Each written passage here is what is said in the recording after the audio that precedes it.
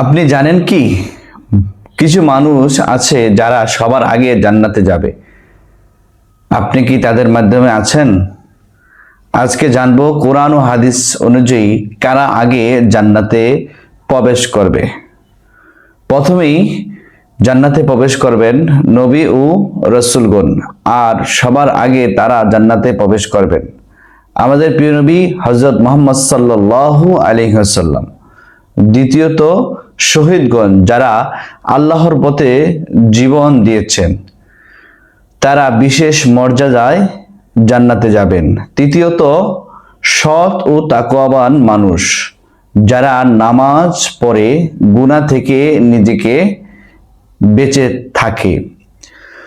চতুর্থত গরিব কিন্তু ধৈর্যশীল মুমিন।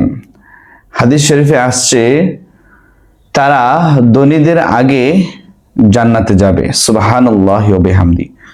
সর্বশেষ যারা আল্লাহর উপর ভরসা রাখে তারা জান্নাতে প্রবেশ করবেন। 70,000 মানুষ বিনা হিসাবে জান্নাতে প্রবেশ করবেন।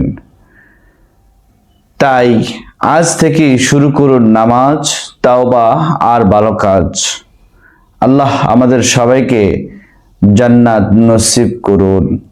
ভিডিওটি ভালো লাগলে লাইক দিন, শেয়ার করুন, আর ইসলামিক ভিডিও পেতে অবশ্যই আমাদের চ্যানেলটি সাবস্ক্রাইব করুন।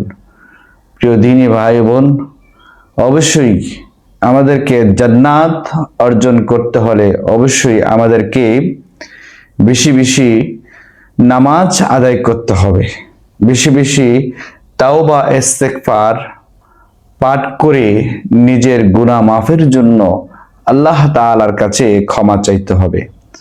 পাশাপাশি নফল ইবাদত করতে হবে এবং তাহাজ্জুদ, ইশরাক, আওয়াবিন, এই যে নফল নামাজ, এই নফল নামাজে গুরুত্ব দিতে হবে।